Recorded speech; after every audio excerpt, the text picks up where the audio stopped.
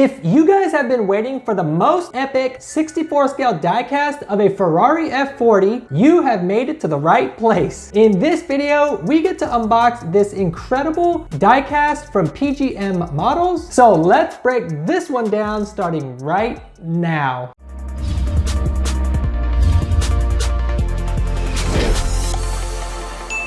What's going on, guys? James with Model Cars Houston, and as usual, click the like button, subscribe, and hit the notification bell to stay up to date with all the new videos. But let's get down to business and see what all the hype was around these models.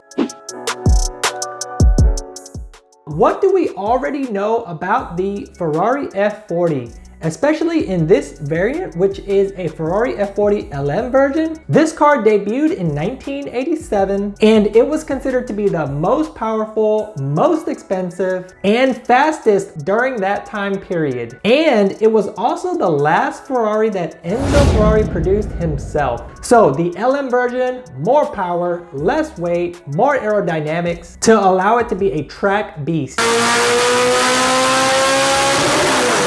In the world, there only exist 19 of these LM variants available. If you have any other interesting facts about the Ferrari F40, leave it down in the comment section below. Here we are with PGM Models. PGM stands for Private Goods Model. I have done one comparison video against Tarmac Works, just outlining what the differences are, and I'll be sure to link that in the description. Here we have a Ferrari F40 die-cast metal 64 scale, and you have two versions of it. This is going to be the rectangular regular version, as they call it, and you also have this square big box which houses a round presentation which looks like this. So same concept, just a round base that swivels, and both are limited to 999 pieces worldwide. But for purposes of this video, I'll start with this one here and open this one up. Okay, there we go. We've got it out of its slip box, and then you can slide this out like any other model car. And love the background here. They have a real life photo of the Ferrari F40. And then here's the model car. You'll notice this little pack that it comes with. This is actually a pick, and we will go over what it's used for. And then don't forget this little metal rod, which I will show you what that is used for as well. And then all you do is pop the top on this guy. And this little insert here is designed to keep it in place, prevent it from moving. So talking a little bit about the base, this is a really nice professional wooden base that it comes on. Definitely out of the ordinary. I'm used to plastic and acrylics, but the wooden base, really professional looking, really majestic for the F40. What's nice about PGM and some of the other resin models is that it comes with this individualized plaque, and each one is serialized. So in this case, you'll see this is number 99 of 999 pieces. And with that, the first digit that it starts with is actually a 000. So one lucky person probably has that one. And then here's the car. Pretty nice, pretty clean, metal body. But the special thing about this is not that the details are awesome, but PGM takes their models a step further in the 64 scale game, and that's where the trusty pick comes in handy. So let's take this pick out of its baggie so we can prepare ourselves for something amazing that's about to happen. PGM is known for opening compartment.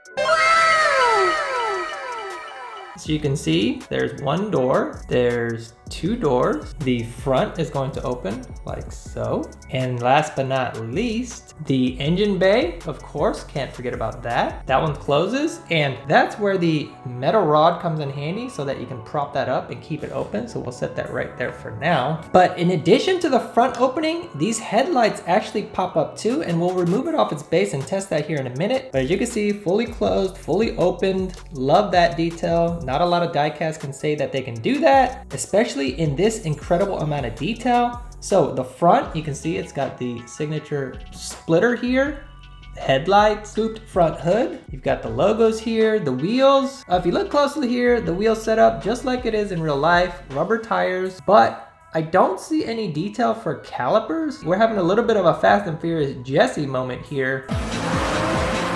So I don't see any of that detail, but the rotors are there. And then if we open this up, you can see the wider fenders here. And then if you open this back up, you can see inside the cockpit, you got the steering wheel pedals, you got the bucket seats. And then with those bucket seats, you can see some seat belts painted onto the seat as well. So instead of using a little bit of fabric, which I'm used to seeing, they just kind of painted it onto the seat. And then moving on to the rear end, the signature for tail lights, Ferrari logo, exhaust, brake lights, spoiler right here, and then open that bad boy up. Get to see a little bit inside the engine bay. They're gonna try and be as detailed as possible. You can see a little bit of the rubber tires here exposed, intercoolers, exhaust. Get this much detail in a 64 die-cast, especially with it fully opening, is pretty gnarly. And then going into the other side, just the passenger side, I'm surprised that it does have 2 seats, especially for a racing vehicle. You'd think it only have 1, but these cars were purchased and intended to be driven around as well. Love the vented hatch area right here. Some nice detail there.